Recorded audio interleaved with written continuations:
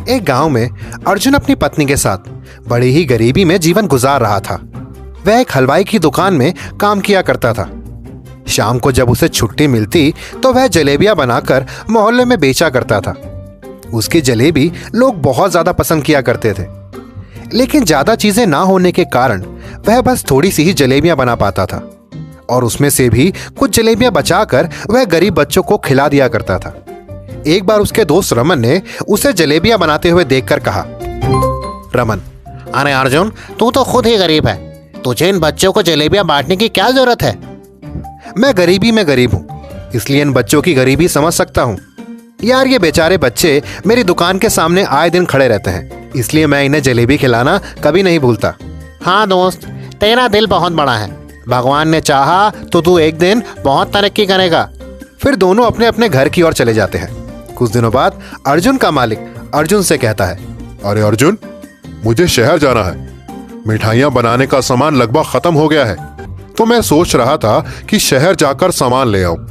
अर्जुन, जी सेठ जी, आप कल ही चले जाएं, मैं दुकान देख लूंगा। मालिक, अरे अर्जुन, मैं सोच रहा था कि तुझे अपने साथ ले जाऊं, जरा मेरी मदद हो जाएगी। ऐसा करना, कल जल्दी आ जाना, फिर हम साथ में निकल जाएंगे। अर्जुन, जी सेठ जी, मैं आ जाऊंगा। अर्जुन अपने घर आता है और अपनी पत्नी से कहता है, अरे सीमा, कल सेठ जी के साथ मुझे शहर जाना है और मुझे आने में देर हो जाएगी। ऐसा करना, तुम खाना खा लेना। सीमा कहती है, ठीक है जी। अगले ही दिन अर्जुन सेठ जी के साथ उनकी गाड़ी में बैठकर शहर की ओर निकल पड़ा। शहर का रास्ता बड़ा ही टेढ़ा मेढ़ा था। गाड़ी अर्जुन चला रहा था। वह लोग शहर पहुंचे और सेठ जी ने मिठाई बनाने का सारा सामान खरीदा और गाड़ी में रखवाकर फिर वह लोग गांव के लिए निकल पड़े। चलते चलते अचानक गाड़ी के सामने एक कुत्ता आ गया। अर्जुन ने उस कुत्ते को बचाने के लिए गाड़ी दूसरी तरफ मोड़ डाली, जिसके बाद गाड़ी एक पत्थर से टकरा गई और नीचे खाई में जा गिरी। बहुत देर तक बेहोश रहने के बाद अब अर्जुन को होश आया तो उसने खुद को बांधा हुआ पाया और फिर सामने देखा तो बहुत सारे छोटे छोटे लोग खड़े थे। अर्जुन, अरे मैं ये कहाँ आ गया?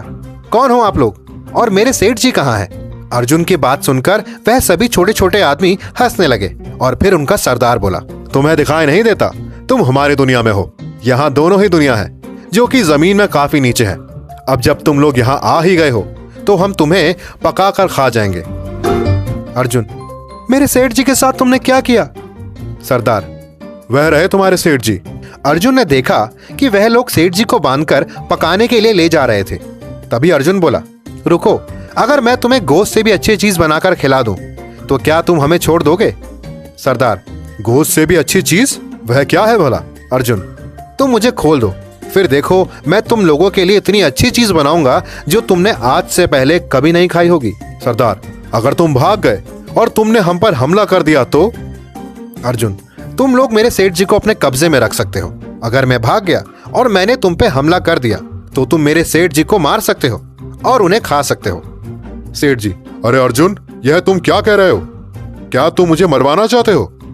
अर्जुन, सेठ जी, आपको कुछ नहीं होगा, आप बस मेरे ऊपर भरोसा रखिए। अर्जुन की बात सुनकर सरदार उसके हाथ खोल देता है। फिर अर्जुन अपनी गाड़ी ढूंढता है जो कि सामने पड़ी हुई रहती है और मिठाई बनाने का सारा सामान भी वहीं पड़ा हुआ मिलता है। अर्जुन मिठाई बनाने का सारा सामान इकट्ठा करता है और आग जलाकर सभी के लिए तरह तरह की मिठाइयां बनाता है और फिर उन लोगों को यह मिठाइयां खाने के लिए दे देता है। सरदार, अरे वाह, यह तो बहुत शानदार है, गोश्त से भी ज्यादा स्वादिष्ट। अगर तुम हमें यह बनाना सिखा दो तो हम तुम्हें सही सलामत ऊपर छोड़ाएंगे। फिर उसके बाद अर्जुन उन लोगों को यह मिठाई बनाना सिखाता है और वह सभी लोग उसके बाद उन्हें ऊपर छोड़कर आ जाते हैं। सेठ जी उनकी जान बचाने के लिए अर्जुन को ढेर सारा इनाम देते हैं और उसकी पेमेंट भी बढ़ा देते हैं। यह जानकर अर्जुन की बीवी बहुत खुश होती है, जिसके बाद वह सभी लोग खुशी खुशी रहने लगते हैं।